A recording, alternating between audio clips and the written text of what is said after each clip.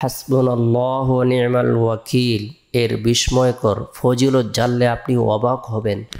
হাসবুনাল্লাহু ওয়া নি'মাল ওয়াকিল, নি'মাল মাওলা ওয়া নি'মান নাসির। পবিত্র কোরআনের বরকতপূর্ণ, মাহাত্ম্যপূর্ণ, তাৎপর্যপূর্ণ, ফজিলতপূর্ণ সূরা আলে ইমরানের 173 নং আয়াতের অংশবিশেষ, সূরা আনফালের 40 নং আয়াতের অংশবিশেষ এবং সূরা হজের 78 নং আয়াতের অংশবিশেষ। পবিত্র কোরআনের বরকতপূর্ণ এই আয়াতের বিশেষ ফজিলত হলো, কোনো ব্যক্তি যদি এই দোয়াটি পাঠ করে, আল্লাহ তাআলার দরবারে কোনো কিছু কামনা করে, বাসনা করে, সাহায্য চায়, আল্লাহ তাআলা সাহায্য প্রদান করবেন, আল্লাহ তাআলাই তার জন্য যথেষ্ট হয়ে যাবেন।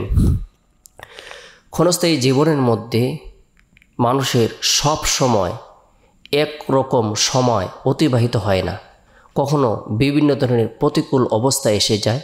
ওই সময় কোনো বান্দা অথবা বান্দি আল্লাহর প্রতি ভরসা রেখে, তাওয়াক্কুল রেখে, বিশ্বাস রেখে যদি হাসবুনাল্লাহু ওয়া নি'মাল ওয়াকিল, আমার আল্লাহই আমার জন্য যথেষ্ট, আমার দুঃখ দূর করার জন্য আল্লাহই যথেষ্ট, আমার কষ্ট দূর করার জন্য আল্লাহই যথেষ্ট, আমার অভাব দূর করার জন্য আল্লাহই যথেষ্ট, আমার পেরেশানি দূর করার জন্য আল্লাহই যথেষ্ট।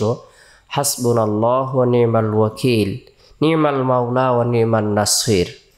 বরকতপূর্ণ এই দোয়াটি পাঠ করে আল্লাহ তাআলার দরবারে কোনো কিছু কামনা করে, বাসনা করে, আল্লাহ তাআলা তাকে সাহায্য প্রদান করবেন, তার হায়াতের মধ্যে, রিজিকের মধ্যে, ধন দৌলতের মধ্যে বরকত প্রদান করবেন, তার মানসিক পেরেশানি আল্লাহ তাআলা দূর করে দিবেন, গায়েবী সাহায্য প্রদান করবেন। হাসবুনাল্লাহু ওয়া নি'মাল ওয়াকিল আমরা কিভাবে, কখন আমল করব? যখনই আমরা কোনো ধরনের বিপদ আপদের সম্মুখীন হব, দুঃখ কষ্টের মধ্যে পতিত হব, ভালো করে পাক পবিত্র অবস্থায় 2 রাকাত সলাতুল হাজত নামাজ আদায় করব। কেননা আল্লাহ তাআলা বলেন, ওয়াস্তাঈনু বিস-সবরি ওয়াস-সালাহ, তোমরা ধৈর্য এবং নামাজের মাধ্যমে সাহায্য কামনা করো, সাহায্য চাও।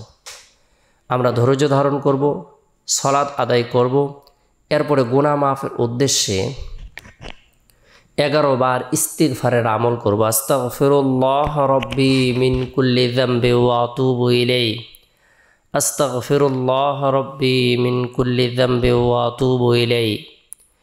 এরপরে নবী সাল্লাল্লাহু আলাইহি সাল্লামের প্রতি মহব্বত রেখে, ভালোবাসা রেখে দুরুদের আমল করব 11 বার। উত্তম দুরুদ হলো দুরুদ ইব্রাহিম, যে দুরুদটি আমরা নামাজের মধ্যে পড়ে থাকি, সেটি হলো উত্তম দুরুদ শরীফ। ছোট্ট দুরুদ হলো সাল্লাল্লাহু আলাইহি ওয়াসাল্লাম।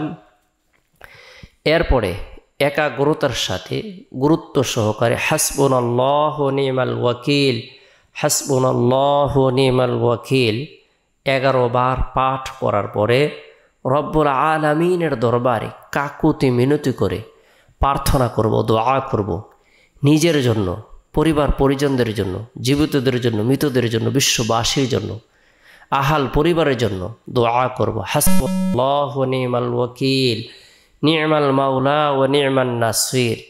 এভাবে আল্লাহর কালামের বরকতপূর্ণ এই আয়াতের উছিলায় আল্লাহ তাআলা আপনার আমার সকল ধরনের চিন্তা, পেরেশানি, হতাশা, দুর্দশা দূর করে দিবেন, গায়েবী সাহায্য প্রদান করবেন, আশা আকাঙ্ক্ষাকে পূরণ করে দেবেন।